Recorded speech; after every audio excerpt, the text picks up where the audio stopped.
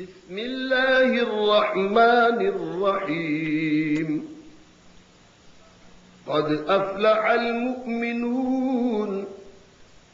الذين هم في صلاتهم خاشعون والذين هم عن اللغو معرضون والذين هم للزكاة فاعلون والذين هم لفروجهم حافظون إلا على أزواجهم أو ما ملكت أيمانهم فإنهم غير ملومين. فمن ابتغى وراء ذلك فأولئك هم العادون.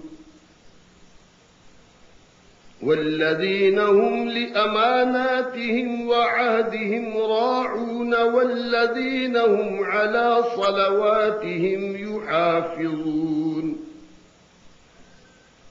أولئك هم الوارثون الذين يرثون الفردوس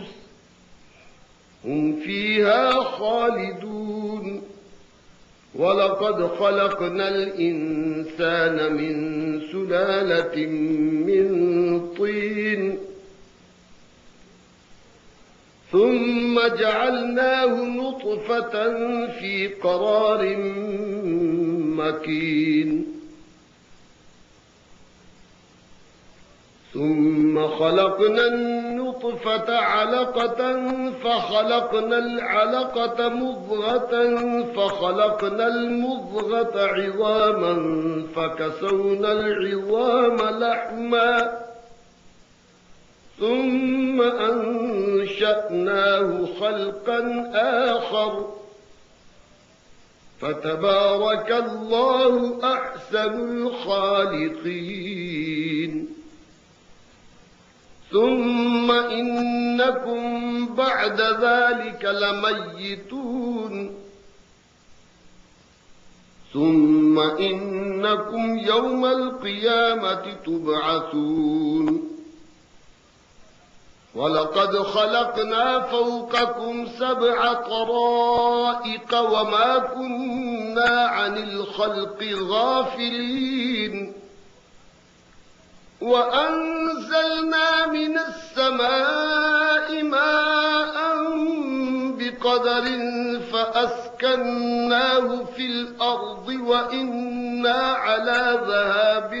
به لقادرون. فأنشأنا لكم به جنات من نخيل وأعناب لكم فيها فواكه كثيرة ومنها تأكلون. وشجرة تخرج من طور سيناء تنبت بالدهن وصبغ للآكلين. وإن لكم في الأنعام لعبرة نسقيكم مما في بطونها ولكم فيها منافع كثيرة ومنها تأكلون وعليها وعلى الفلك تحملون. ولقد أرسلنا نوحا إلى قومه فقال يا قوم اعبدوا الله ما لكم من إله غيره أفلا تتقون. فقال الملأ الذين كفروا من قومه ما هذا إلا بشر مثلكم يريد أن يتفضل عليكم ولو شاء الله لأنزل ملائكة ما سمعنا بهذا في آبائنا الأولين إن هو إلا رجل به جنة فتربصوا به حتى حين. قال رب انصرني بما كذبون فأوحينا إليه أن اصنع الفلك بأعيننا ووحينا فإذا جاء أمرنا وفارت النور فاسلك فيها من كل زوجين اثنين وأهلك إلا من سبق عليه القول منهم ولا تخاطبني في الذين ظلموا إنهم مغرقون فإذا استويت أنت ومن معك على الفلك فقل الحمد لله الذي نجانا من القوم الظالمين وقل رب أنزلني منزلا مباركا وأنت خير المنزلين إن في ذلك لآيات وإن كنا لمبتلين ثم أنشأنا من بعدهم قرنا آخرين فأرسلنا فيهم رسولا منهم أن اعبدوا الله ما لكم من إله غيره أفلا تتقون وقال الملأ من قومه الذين كفروا وكذبوا بلقاء الآخرة وأترفناهم في الحياة الدنيا ما هذا إلا بشر مثلكم يأكل مما تأكلون منه ويشرب مما تشربون ولئن أطعتم بشرا مثلكم إنكم إذا لخاسرون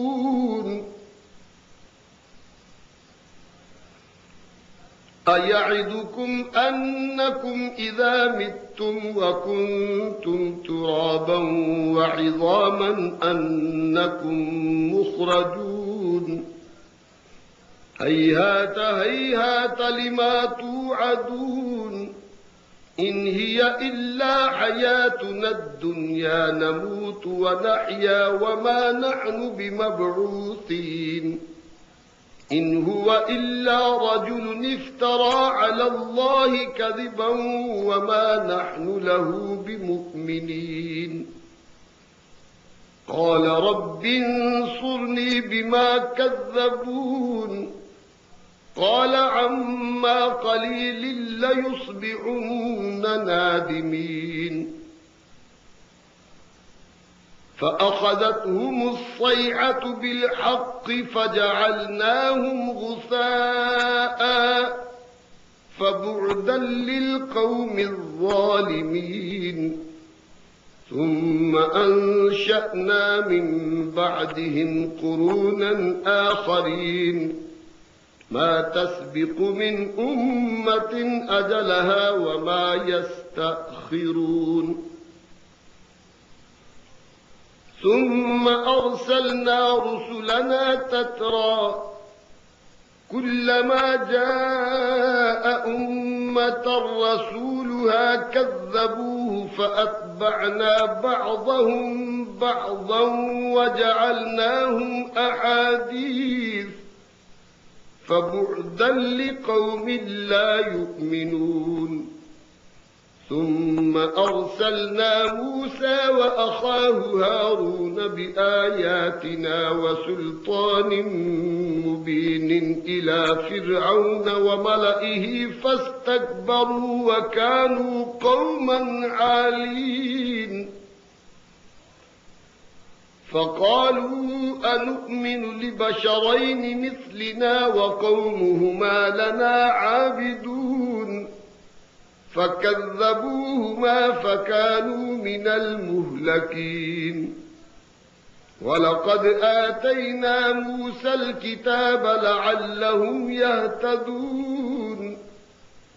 وجعلنا ابن مريم وأمه آية وآويناهما إلى ربوة ذات قرار ومعين يا أيها الرسل كلوا من الطيبات واعملوا صالحا إني بما تعملون عليم وإن هذه أمتكم أمة واحدة وأنا ربكم فاتقون فتقطعوا أمرهم بينهم زبرا كل حزب بما لديهم فرحون فذرهم في غمرتهم حتى حين أيحسبون أنما نمدهم به من مال وبنين نسارع لهم في الخيرات بل لا يشعرون إن الذين هم من خشية ربهم مشفقون والذين هم بآيات ربهم يؤمنون والذين هم بربهم لا يشركون والذين يؤتون ما آتوا وقلوبهم وجلة أنهم إلى ربهم راجعون أولئك يسارعون في الخيرات وهم لها سابقون ولا نكلف نفسا إلا وسعها ولدينا كتاب ينطق بالحق وهم لا يظلمون بل قلوبهم في غمرة من هذا ولهم أعمال من دون ذلك هم لها عاملون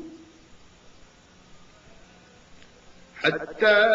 إذا أخذنا مترفيهم بالعذاب إذا هم يجأرون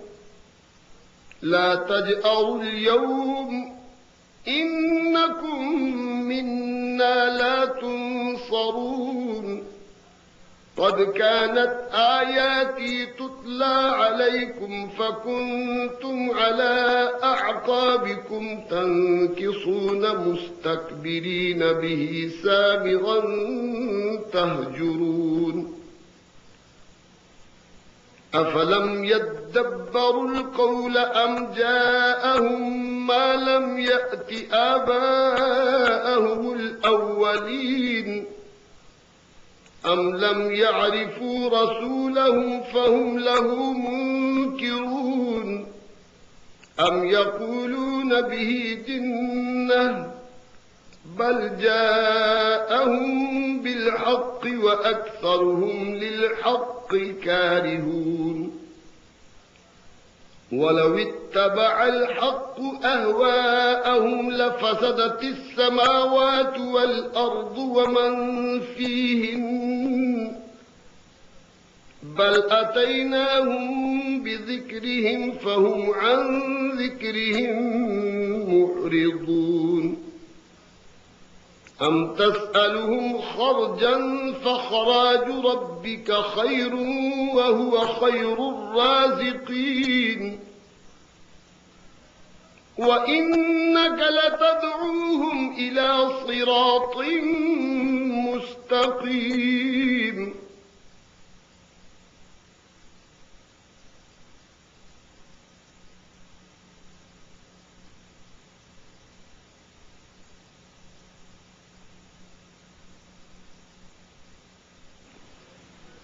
وَإِنَّ الَّذِينَ لَا يُؤْمِنُونَ بِالْآخِرَةِ عَنِ الصِّرَاطِ لَنَاكِبُونَ وَلَوْ رَحِمْنَاهُمْ وَكَشَفْنَا مَا بِهِمْ مِنْ ضُرٍّ لَلَجُّوا فِي طُغْيَانِهِمْ يَعْمَهُونَ وَلَقَدْ أَخَذْنَاهُمْ بِالْعَذَابِ فَمَا اسْتَكَانُوا لِرَبِّهِمْ وَمَا يَتَضَرَّعُونَ حتى إذا فتحنا عليهم بابا ذا عذاب شديد إذا هم فيه مبلسون وهو الذي أنشأ لكم السمع والأبصار والأفئدة قليلا ما تشكرون وهو الذي ذرأكم في الأرض وإليه تحشرون وهو الذي يحيي ويميت وله اختلاف الليل والنهار أفلا تعقلون بل قالوا مثل ما قال الأولون قالوا أإذا متنا وكنا ترابا وعظاما أإنا لمبعوثون لقد وعدنا نحن وآباؤنا هذا من قبل إن هذا إلا أساطير الأولين قل لمن الأرض ومن فيها إن كنتم تعلمون سيقولون لله قل أفلا تذكرون قل من رب السماوات السبع ورب العرش العظيم سيقولون لله قل أفلا تتقون قل من بيده ملكوت كل شيء وهو يجير ولا يجار عليه إن كنتم تعلمون سيقولون لله قل فأنى تسحرون بل أتيناهم بالحق وإنهم لكاذبون ما اتخذ الله من ولد وما كان معه من إله إذا لذهب كل إله بما خلق ولعلى بعضهم على بعض سبحان الله عما يصفون عالم الغيب والشهادة فتعالى عما يشركون قل رب إما تريني ما يوعدون رب فلا تجعلني في القوم الظالمين وإنا على أن نريك ما نعدهم لقادرون ادفع بالتي هي أحسن السيئة نحن أعلم بما يصفون وقل رب أعوذ بك من همزات الشياطين وأعوذ بك رب أن يحضرون حتى إذا جاء أحدهم الموت قال رب ارجعون لعلي أعمل صالحا فيما تركت كلا إنها كلمة هو قائلها ومن ورائهم برزخ إلى يوم يبعثون فإذا نفخ في الصور فلا أنساب بينهم يومئذ ولا يتساءلون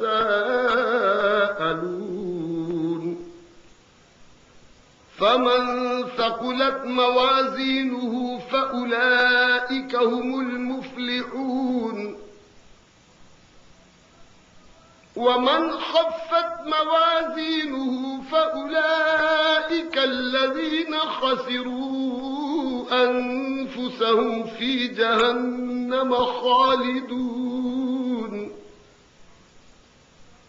تلفح وجوههم النار وهم فيها كالحون ألم تكن آياتي تتلى عليكم فكنتم بها تكذبون قالوا ربنا غلبت علينا شقوتنا وكنا قوما ضالين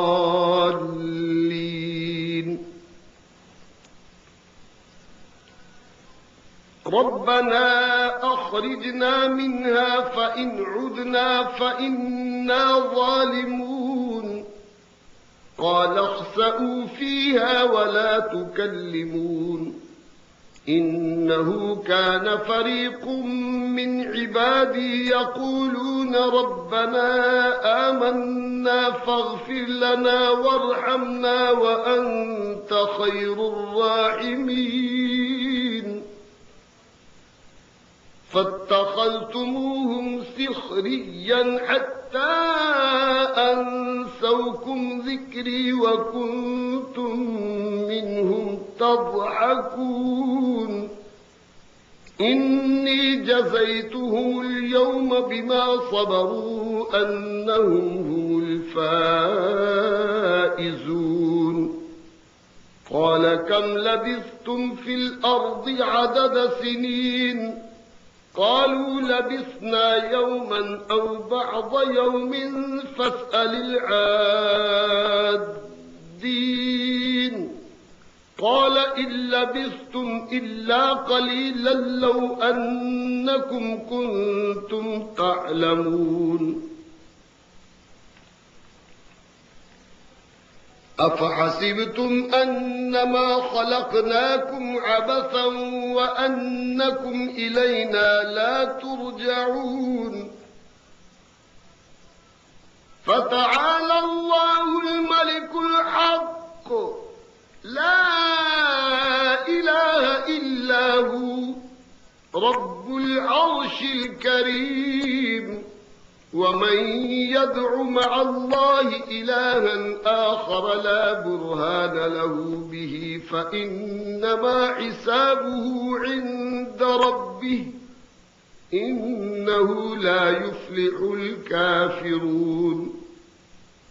وقل رب اغفر وارحم وأنت خير الراحمين بسم الله الرحمن الرحيم سورة أنزلناها وفرضناها وأنزلنا فيها آيات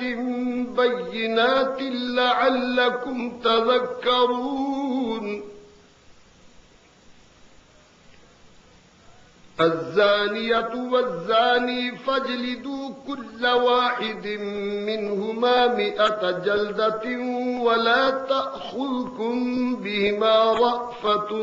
في دين الله إن كنتم تؤمنون بالله واليوم الآخر وليشهد عذابهما طائفة من المؤمنين الزاني لا ينكح إلا زانية أو مشركة والزانية لا ينكحها إلا زان أو مشرك وحرم ذلك على المؤمنين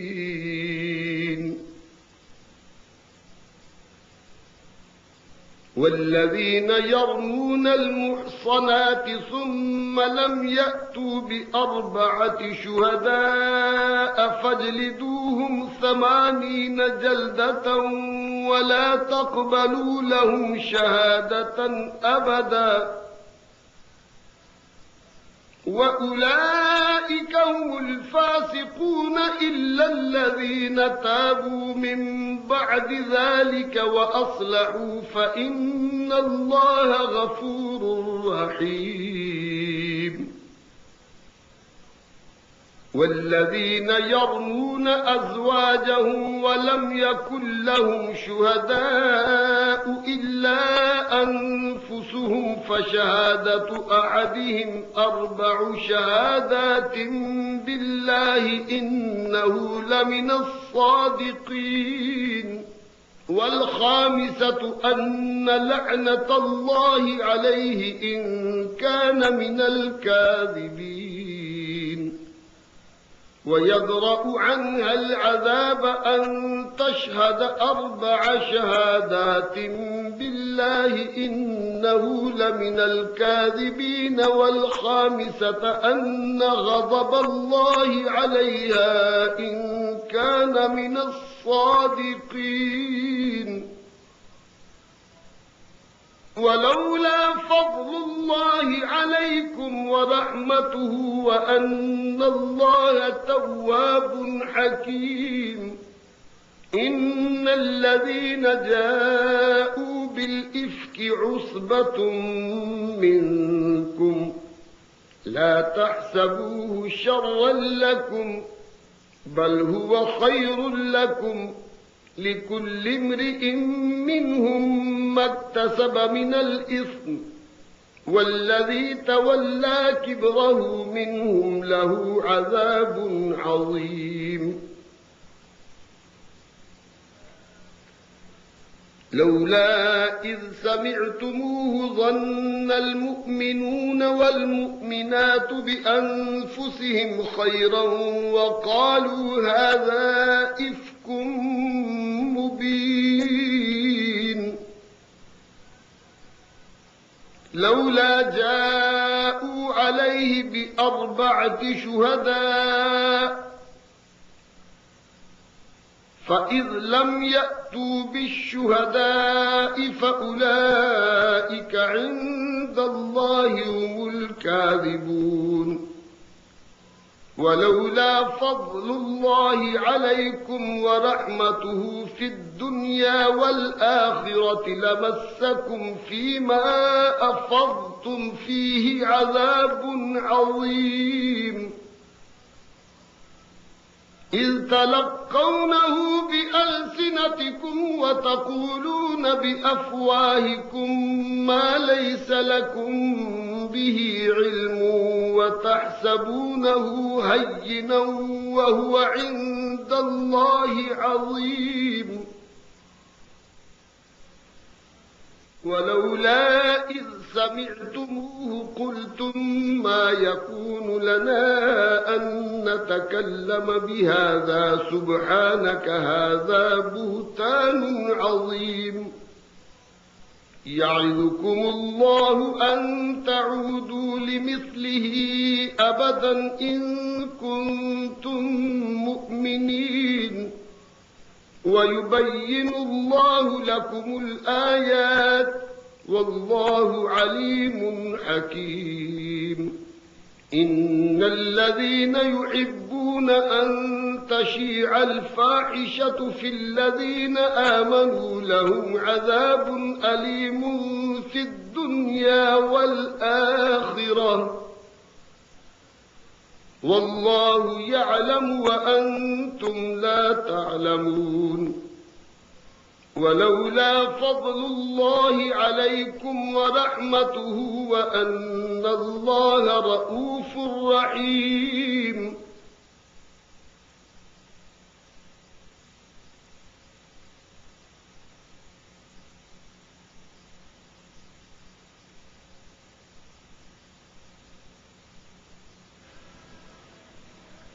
يا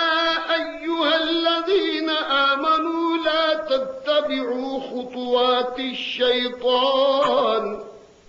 ومن يتبع خطوات الشيطان فإنه يأمر بالفحشاء والمنكر. ولولا فضل الله عليكم ورحمته ما زكى منكم من أحد أبدا ولكن الله يزكي من يشاء والله سميع عليم. ولا يأتل أولو الفضل منكم والسعة أن يؤتوا أولي القربى والمساكين والمهاجرين في سبيل الله وليعفوا وليصفحوا ألا تحبون أن يغفر الله لكم والله غفور رحيم إن الذين يرمون المحصنات الغافلات المؤمنات لعنوا في الدنيا والآخرة ولهم عذاب عظيم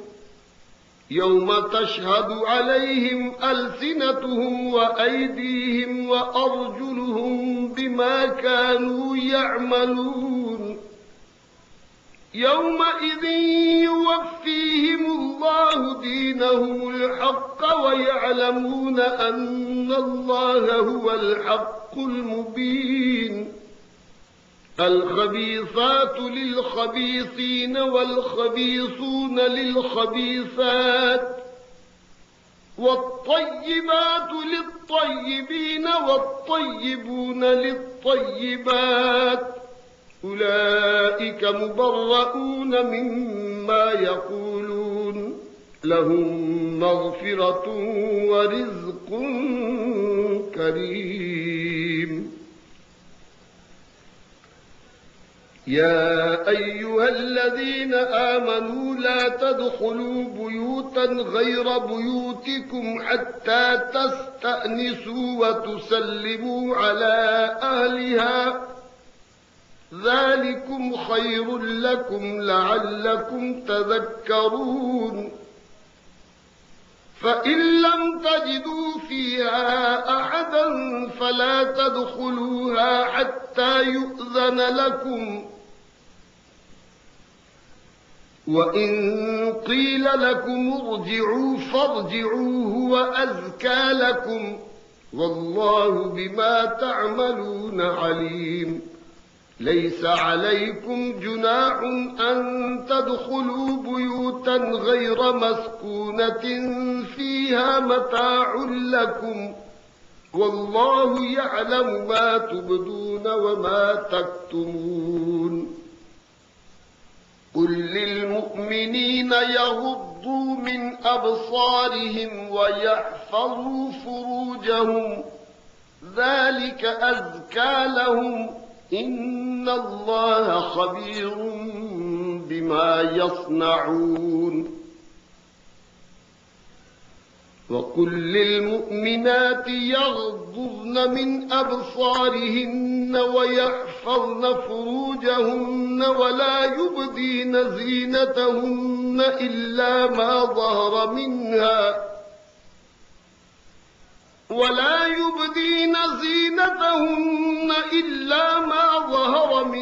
وليضربن بخمرهن على جيوبهن ولا يبدين زينتهن إلا لبعولتهن أو آبائهن أو آباء بعولتهن أو أبنائهن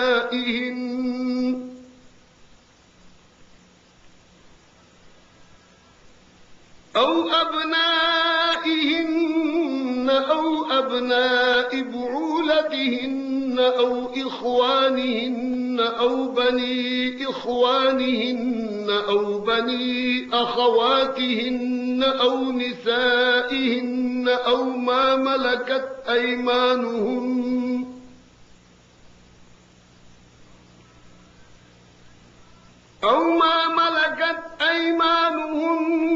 أو التابعين غير أولي الإربة من الرجال أو الطفل الذين لم يظهروا على عورات النساء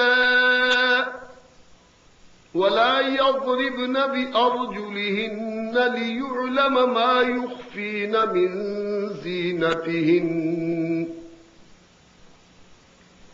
وتوبوا إلى الله جميعا أيها المؤمنون لعلكم تفلحون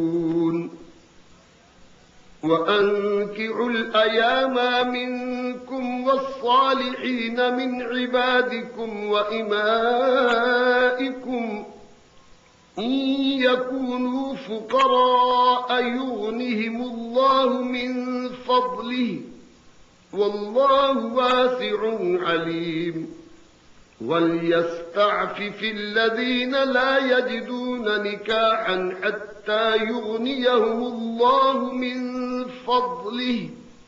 والذين يبتغون الكتاب مما ملكت أيمانكم فكاتبوهم إن علمتم فيهم خيرا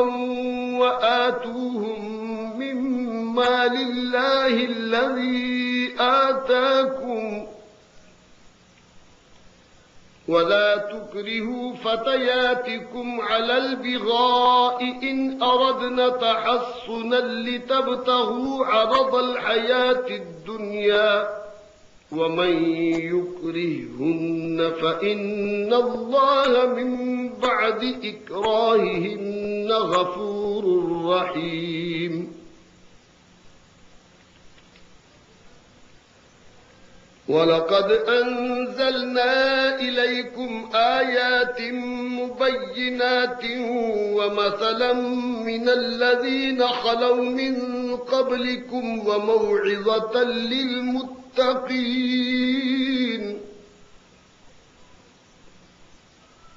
الله نور السماوات والأرض مثل نوره كمشكاة فيها مصباح المصباح في زجاجة الزجاجة كأنها كوكب دري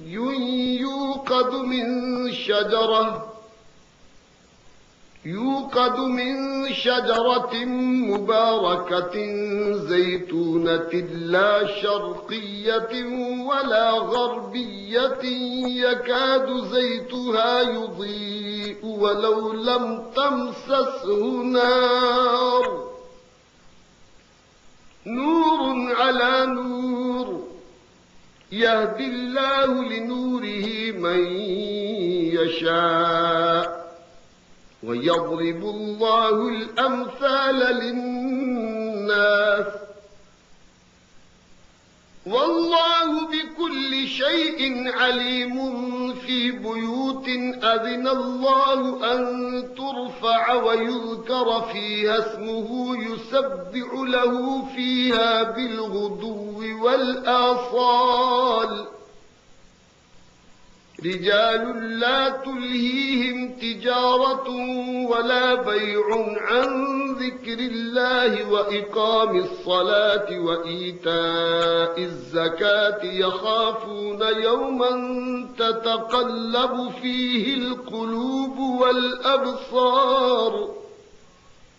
ليجزيهم الله أحسن ما عملوا ويزيدهم من فضله والله يرزق من يشاء بغير حساب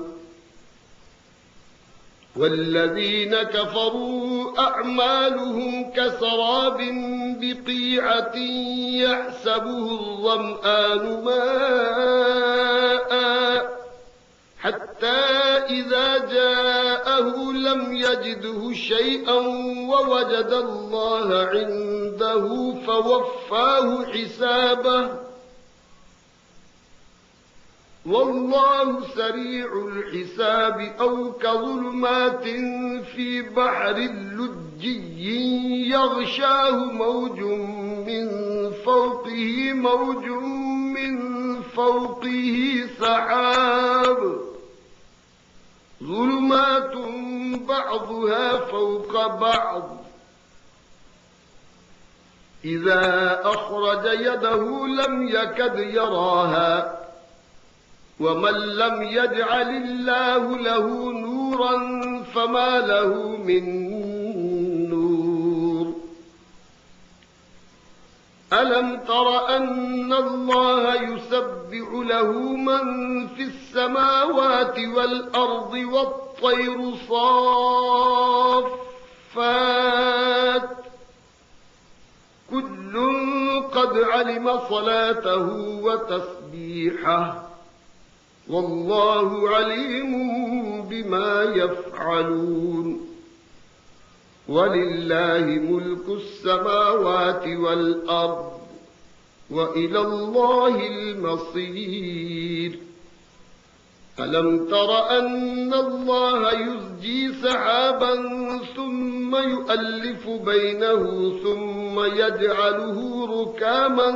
فترى الودق يخرج من خلاله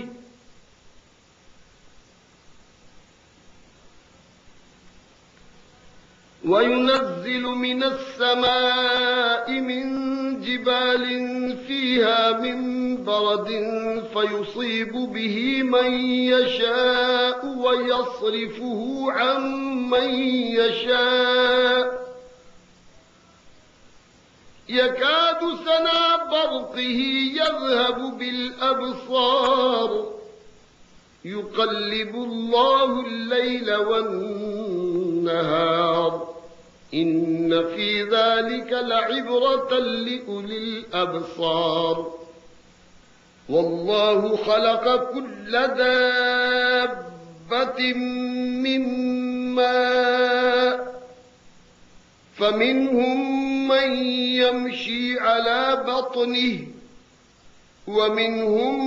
من يمشي على رجلين ومنهم من يمشي على أربع يخلق الله ما يشاء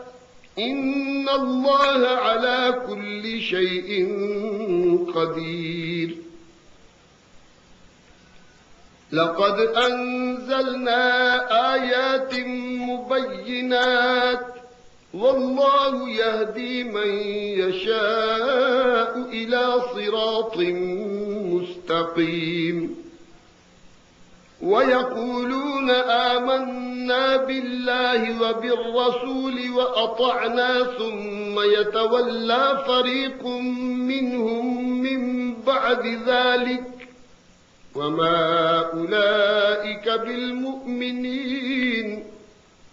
وإذا دعوا إلى الله ورسوله ليحكم بينهم إذا فريق منهم معرضون وإن يكن لهم الحق يأتوا إليه مذعنين أفي قلوبهم مرض أم ارتابوا أم يخافون أن يحيف الله عليهم ورسوله بل أولئك هم الظالمون.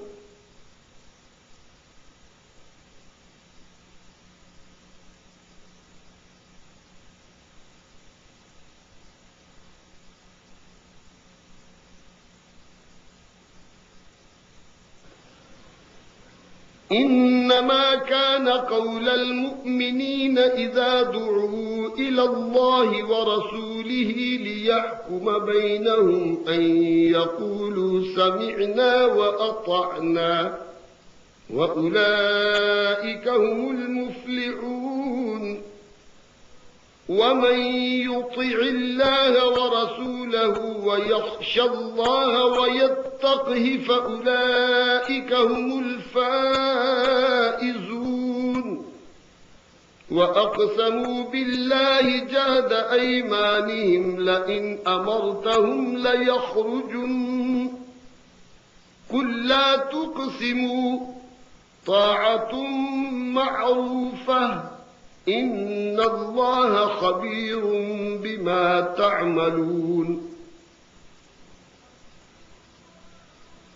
قل أطيعوا الله وأطيعوا الرسول فإن تولوا فإنما عليه ما عمل وعليكم ما عملتم وإن تطيعوه تهتدوا وما على الرسول إلا البلاغ المبين. وعد الله الذين آمنوا منكم وعملوا الصالحات ليستخلفنهم في الأرض كما استخلف الذين من قبلهم وليمكنن لهم دينهم الذي ارتضى لهم وليبدلنهم من بعد خوفهم أمنا يعبدونني لا يشركون بي شيئا ومن كفر بعد ذلك فأولئك هم الفاسقون وأقيموا الصلاة وآتوا الزكاة وأطيعوا الرسول لعلكم ترحمون لا تحسبن الذين كفروا معجزين في الأرض ومأواهم النار ولبئس المصير يا أيها الذين آمنوا ليستأذنكم الذين ملكت أيمانكم والذين لم يبلغوا الحلم منكم 3 مرات من قبل صلاة الفجر وحين تضعون ثيابكم من الظهيرة ومن بعد صلاة العشاء 3 عورات لكم ليس عليكم ولا عليهم جناح بعدهم طوافون عليكم بعضكم على بعض كذلك يبين الله لكم الآيات والله عليم حكيم وإذا بلغ الأطفال منكم الحلم فليستأذنوا كما استأذن الذين من قبلهم كذلك يبين الله لكم آياته والله عليم حكيم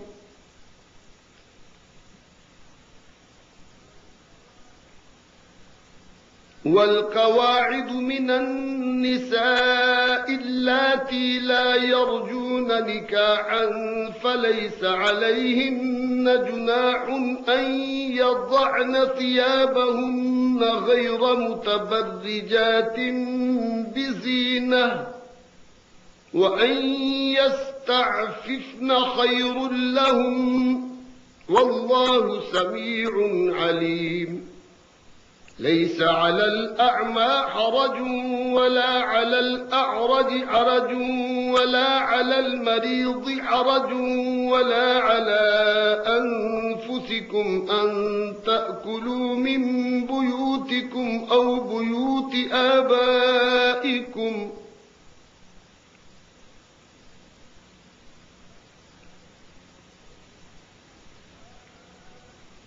أو بيوت أمهاتكم أو بيوت إخوانكم أو بيوت أخواتكم أو بيوت أعمامكم أو بيوت